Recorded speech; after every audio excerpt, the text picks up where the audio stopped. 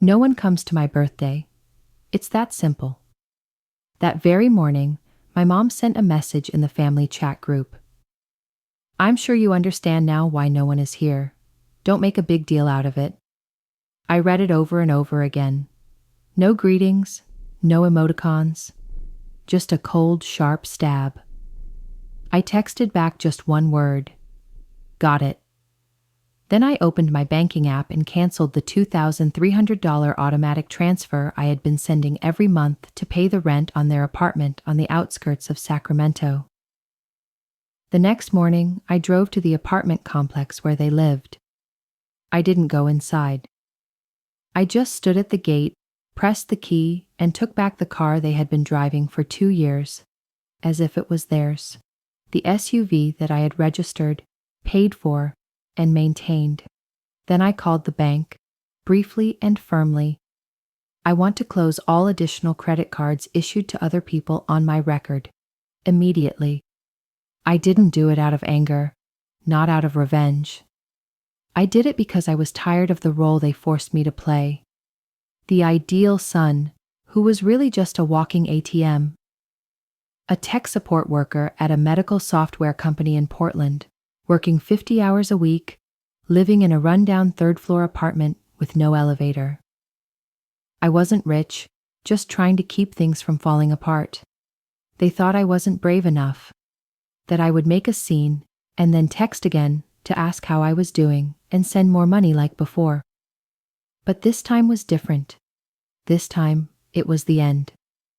The end of a long series of sleepless nights, text messages asking for money disguised as friendship. I was 28, lived in a small apartment southwest of Seaford, worked as an IT support technician for a medical software company, not glamorous, but stable. I believed we had reconciled, that the worst years were behind us, that maybe, just maybe, I had done enough to be in the family room. But they didn't want proof. They wanted silence and gratitude for giving me the chance to be close to them. What shocked me wasn't the message. It was the reactions of the others. My aunt dropped a thumbs up emoji. My cousin sent cartoon cake stickers. My dad sent me a meme of a sad bear standing in the rain with the line, "Maturity is when you don't need to celebrate birthdays anymore." No one asked me how I felt. No one said happy birthday.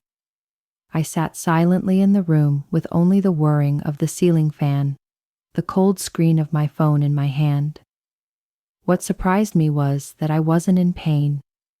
I was just numb because I had let them do this for so long. I have been paying rent to them since I was 25. Not because I'm rich, not because they asked for favors, but because they say it as if it were an obligation. Just help for a while.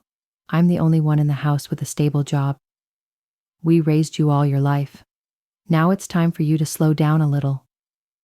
That little bit lasted more than 4 years. Every month, rent, groceries, medicine, vet bills for mom's old cat.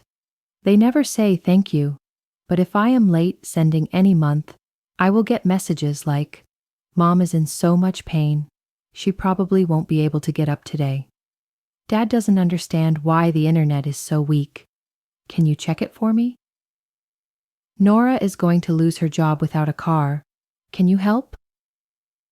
That car, the silver sedan my mother still drives, I bought. But when my sister posted a picture with it, she just wrote, "Grateful for life for meeting people who never turn their backs." There is no name for me. There are no words for me. Nora, my sister, 26 years old, went to 3 universities, dropped out of all 3, now unemployed, and making creative content on TikTok. My mother said it was experiencing. As for me, I am carrying it. I once asked my father, "Why do I always have to pay the price?" He just shook his head. "Because I'm stronger. I can take it." I used to see that as a compliment. Now, I see it as a judgment. Last Thanksgiving, I decided to drive 7 hours home without warning. I brought a homemade pumpkin pie, 2 bottles of red wine, and a roast chicken I ordered. I want to make up. I was so naive. When I rang the bell, my mother opened the door, unable to hide her surprise. "Oh, you're really coming?" She turned into the house and called out, "Nora, tell Sean to hide the things. I'm here." Sean?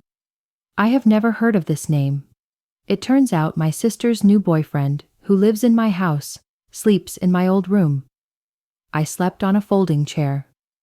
That evening, while I was dividing the food into portions, my father raised his glass of wine and smiled. Cheers to the guy who pays the rent for the whole family, but can't keep his girlfriend. The whole table burst out laughing.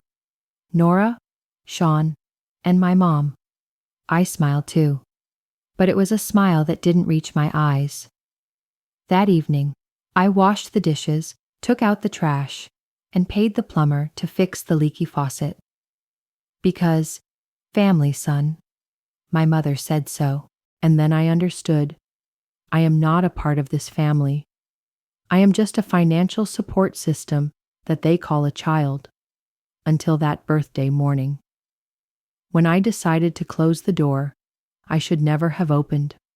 A few weeks after that weird birthday, my sister Nora posted a selfie with Sean from a cabin in the mountains. Caption reads, "Healing retreat with the whole family." The whole family, but not me. No invitation, no warning message. I only know because a colleague in the office, someone I haven't even spoken to more than twice, showed me his phone and asked, "Hey, is this your sister? She's trending on Explore." I opened the post. There they all were. Mom, Dad, Nora, Sean, wearing matching beanies, holding mugs of hot cocoa, smiling as if nothing had happened. I zoomed in on the cup Nora was holding. The words were glittering. "Best daughter ever." The trip lasted 3 days. None of them contacted me. When they left, the first thing I received was not a thank you, but an automated email from the apartment management company. Reminder, rent is due tomorrow. Account not posted yet. They forget to pay, or rather, they never think they need to pay. By default, I will continue to be responsible as a good son. I still paid. Enough. Not a penny less. But this time it felt different. Not just like endurance. It was a crack. And I knew it was spreading. Then it got worse. One afternoon while working on remote control, my phone kept ringing. The Spencer family group chat was lit up. I quickly checked, my heart beating fast. I thought someone had an accident. Number: no one died. No one got sick. It's just that my dad posted a screenshot of my Amazon wish list, where I keep a few small items: shampoo, body wash, a pair of wool socks, things I need to replace. Caption: this 30-year-old man still asks for birthday presents like a 6-year-old. Immediately after, not enough to teach him independence. He needs lotion too. Cousin Sarah sent this toilet paper roll sticker. Here for the hero, Nora commented. Probably will ask for pink tissue paper too. I stared at the screen. No longer angry, no longer shocked. Just once again I found myself lost in my own family. They no longer bother to hide their contempt. Because they believe I will continue to endure, I still endured. But this time I started writing. Receipts, transfer history, chats where they give orders like I'm an unpaid waiter. Even the evidence that my mom used my social security number to open a credit card at Target. I found out through the confirmation email. When I asked, she just calmly said, "Oh, I thought you wouldn't use it. It's just a small matter. Don't make a big deal out of it." I said it was illegal. She did not bother to deny it, just replied with contempt. "Don't scare me. You're just a lowly IT guy. Who are you without this family?" The following week, I overheard from an old friend. Nora was telling people that I was mildly autistic and therefore difficult to approach. Incorrect. But it rationalized why I was always silent and made me a pleasant butt of jokes in its story. I still did not respond, but every night I take a moment to organize my truth folder. And I knew that day would come, the day I stopped talking, but show them. And as fate would have it, that day happened to be my birthday. 2 weeks after the cabin shock, after the abusive group chat, after the rent-demanding email, I got a message from Nora. "Come over tonight. Mom said we're all celebrating your birthday." I don't reply. Just leave the status as read. 10 minutes later, Dad called. "Don't take things so seriously. Everyone wants to move on." The next step, in their definition, is for me to forget all the hurt and continue paying. I said, "Okay, I'll come." But this time, I didn't come alone. I walked into that house, where I had paid for the paint, the air conditioning, and even the refrigerator, with a black bag and a hard drive tucked into my jacket. Mom ran out and hugged me as if nothing had ever happened. Dad shoved a can of cold beer into my hand. Nora smiled, her eyes still filled with triumph. I sat down and listened to them talk about healing, about forgiveness, about how I overreacted by canceling the rent and credit cards. Then my mother said something that broke everything. "You are still part of this family, but you make mistakes too." I took a deep breath, opened my bag, took out my laptop and placed it on the table. I opened a folder. Its name was Truth. My father sneered. "What is this? Homework?" Open the folder. The Truth. Click play. I didn't answer. First recording, Mom screaming in voicemail. "You think you're so smart? Pay for Nora's schooling before she fails like you." Next is Nora's conversation with her friend. "Let him pay. If he thinks he's useful, then let him think he is." Then the picture. Bank transfer. The car bill is in my name. Text message demanding money. Nora's Instagram story captioned, "Thank you, Anonymous, for the beautiful bag." I turned the screen around for them to see. No one said anything. I stood up, took the USB and plugged it into the TV. The screen showed the loan application form. Dad's name was the main borrower. Mine was the co-signer. No, my signature. I say it straight. You used my identity. Put me in debt without my permission. Dad was about to speak. I raised my hand. Reported. Fraud will be investigated. My mother turned pale. Nora chuckled. "Good. What are you going to do? Call a lawyer?" I nodded. "It's not me. It's this guy." The doorbell rang. I opened the door. It was Daniel, Nora's ex-boyfriend, the one she had accused of abusing her to cut off all contact when she wanted to break up. Daniel walked in, briefcase in hand. "Sit down and speak."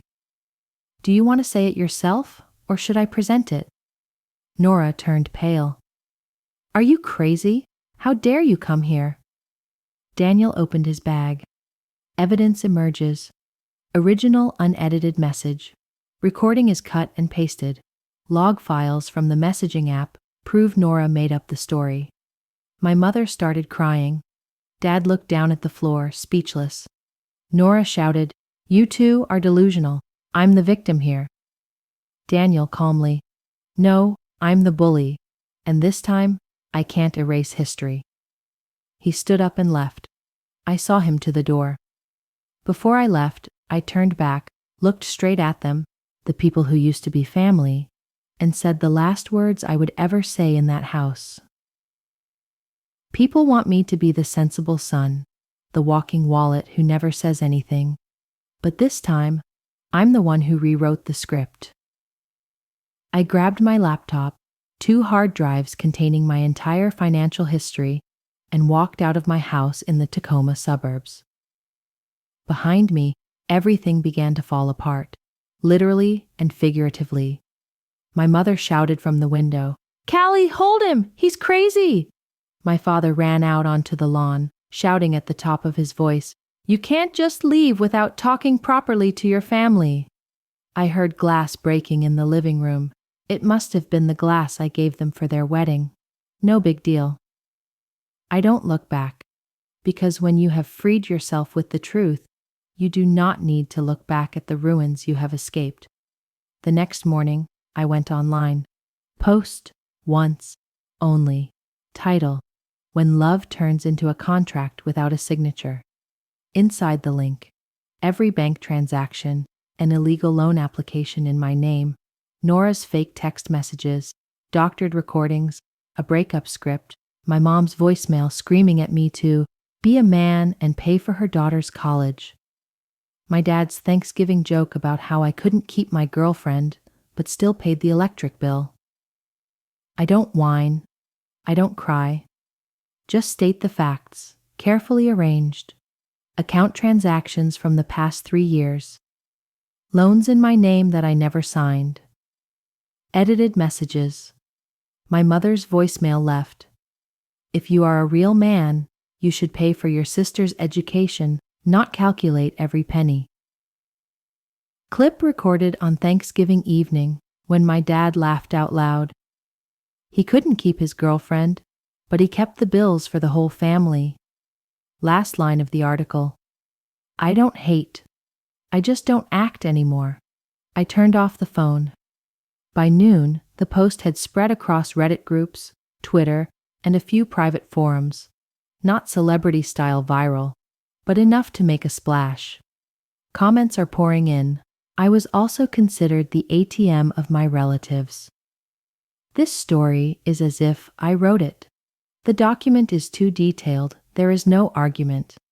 Even my old classmate Marcus, who used to laugh at me wearing my high school hand-me-downs, left a note. I knew Callie was always a little weird. Now it really is. I don't respond. I let the truth take its course. At 3 p.m., my aunt, who had dropped a heart icon on my birthday scolding, posted on Facebook. Family matters should be kept behind closed doors. Don't spread the word. Disappointed in Callie. No one liked, no one shared. My sister, Callie, posted on Instagram. A black background, caption: The worst traitor is the one who once ate at the same table. I almost laughed. If this were a movie script, this part would be so old. A few hours later, my dad went live, from the very garage I paid to have the roof repaired. He spoke to the camera with a gloomy face. I think my son is being manipulated. He is lost. I don't blame him. I forgive him. It's family. Behind him was a pile of cans. A golfing buddy commented, I forgive him. He added, every family makes mistakes. Hopefully we can mend things. A golf buddy of his commented, didn't you say you forged his signature? He clicked like. That was a fatal mistake. I posted the video 3 years ago.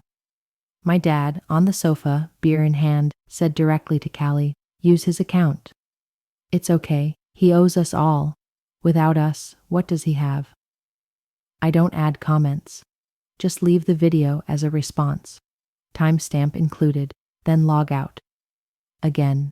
While they are going crazy out there, I am quietly rebuilding myself. That week, I started a YouTube channel. The first video is a close-up, soft light, calm voice. When kindness becomes indulgence. No name, no specifics, just an experience. My voice was clear, but cold. You can love and still have to leave. You can give, but still be drained. And when someone shows you what they really think of you, believe them. 400,000 views in 3 days. The invitation came from a podcast about children in toxic families. I said yes to one, then a second podcast. Then an editor from the publisher texted, I don't want to be famous. I just want to live without feeling suffocated. But it seems like many people are waiting for someone to speak up for them. My mother texted last. Photo of notice from the bank. House is being seized by the bank. Message line. I hope you like it. Mom's house might be taken away. I did not answer. Just send back a photo of the statement. $84,000 in her name over 3 years. Caption. The one who took it was the mother, not the child. Message turned red. No response. 3 hours later, I got a text from an unknown number. It was Callie. Just one sentence. I hope you don't have kids. You'd be a terrible father. I smiled. Not because I was happy, but because I felt sad for her. Because after all, they still don't know the only thing I really need is kindness. I live on the 10th floor of an apartment building in Bend, Oregon, registered under a second legal name through a trust. No debt, no trace, no hassle, no more roles. Just me, free, quiet, and owing nothing to anyone anymore. They started calling, then texting, then trying to track me down through old friends, distant acquaintances. No one said anything, because I was cut off, not just from their hypocrisy, but from the stupid notion that I owe them something. No more money, no more time, not even an answer. A month later, I changed my number, not because I was afraid of being harassed, but because I was tired of voicemails with choked voices mixed with acting. I'm tired of my sister Nora's half-truth, half-hint stories about a selfish person who abandoned his own blood. Tired of drunken emails from Dad, starting with, I can't imagine what you sacrificed, Dad, and ends with, if I tell this story in a book, it will definitely sell. They didn't come to me to apologize. They came to me because their roles were running out of script, but I pulled the plug. Curtain call. They didn't realize the show was long over. The funeral took place. They just weren't invited. I'm not just disappearing. I become someone else. I moved into a small high-rise apartment with white walls and wooden floors. No family photos, no birthday cards, no reminders of the past, no more mirror with the home sweet home sticker my mother forced me to hang. This apartment is the first clean space in my life. Clean voice of blame, clean the role of ideal child. I didn't tell anyone my new address, not even my best friend. Because this part of life, the quiet part, the intact part, is not for sharing. It's what I paid for with 28 years of living in someone else's shoes. I bought each piece of furniture one by one, a gray fabric chair, a compact walnut dining table, no debt, no permission required. No one asks, what are you buying for? Is anyone coming? I still remember clearly the first night in the new house. I stood in the middle of the living room, barefoot on the cold floor, holding a cup of hot tea. There was no sound coming from the next room. There is no word that makes me feel ashamed for not doing enough. No one asked, any support this month? No more group chat, no more twisted memes, just me and the silence. A quiet, high-class thing, the kind I thought I didn't deserve. Then I threw myself into what I once only dared to call a side project. Now it has its own name, Quiet Arc Systems. I named it that because it describes my journey, escaping the noise, and bending in ways no one expected. I built the website myself in one night. Black background logo, white text. No need to try to impress, just know. I chose myself. I help others escape the same bondage I had. I advise, I write, I listen, but I won't talk about myself. Because my life is not a long series, let my family jump in to comment on every episode. I am not the lost son who returned. I am the fortress, has locking doors, motion sensors, and intrusion alarm, and I sleep. Well, the kind of sleep where I don't have to check my messages before bed to make sure no one needs money. 3 weeks later, I received a thick envelope in the mail at my rented mailbox in Beaverton. Inside was a handwritten letter, light purple patterned paper, purple blue ink, in my mother's familiar handwriting. You used to be a sweet and thoughtful child. I don't understand why you've become so cruel now. You bring shame to the whole family. One day, you will understand that maturity is forgiveness. End of letter. I pray for you every night. I don't cry. I am not angry. I just took a black marker and wrote on the back of the letter, "Keep your prayers in your heart." Then fold it and throw it in the trash. 2 days later, I received an email from my dad. Title: Big Opportunity TV Show? Content. You tell your side, I tell mine. Father and son reconcile in front of the camera. Dr. Adrian will host the show. Very trendy. Think about it. Promote your business. Attached: old photo of me at age 6, face covered in tears, sitting on the floor at Pizza Planet. Behind, Dad stood with a beer, grinning. I looked at that picture for 10 minutes, then save it. Not to remember the old days, but to remember they don't need me. They need content. That evening, I filmed a new video for the channel. White background, no music, no effects. I looked straight into the lens and said, "People ask me, are you going to forgive? Are you going to come back? But forgiveness does not mean amnesia. Don't pretend to sit down for dinner with someone who has put you in shame. Peace, sometimes, is never to be seen again. I am no longer their son. I am the alarm bell they tried to silence." The video reached 2 million views in 8 days. The following week, I went to work as usual. On my way out of the office, I saw a couple standing looking at the company logo sign. The woman looked at me and asked softly, "Are you the person in that video?" I nodded. She said, her eyes filled with tears, "Thank you. I don't think anyone would actually dare to do that." That moment, small, was worth more than anything I'd ever hoped they'd say. "Happy birthday, son." Because now I don't need anyone's applause anymore. I don't need an audience. I needed the truth, and I got it. I haven't talked to them for over a year. They still post. They still imply. They still twist things. I don't care. Because you can't argue with someone who is playing the lead role in their own illusion. You just leave the stage. And on quiet nights, I see myself in the hallway mirror. The man was a little older, a little more tired, but no longer strained. No more fear of eyes, no more waiting for compliments. I did not run away from a toxic family. I am older than it, and there is no turning back from that maturity.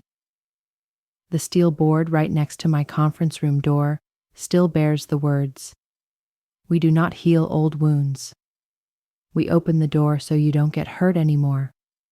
And below, I just added a small sign, skillfully engraved. Guess who is not 12 anymore? I look at it every day and smile. Because this year, the party is mine, and the person without an invitation will always stand outside the door.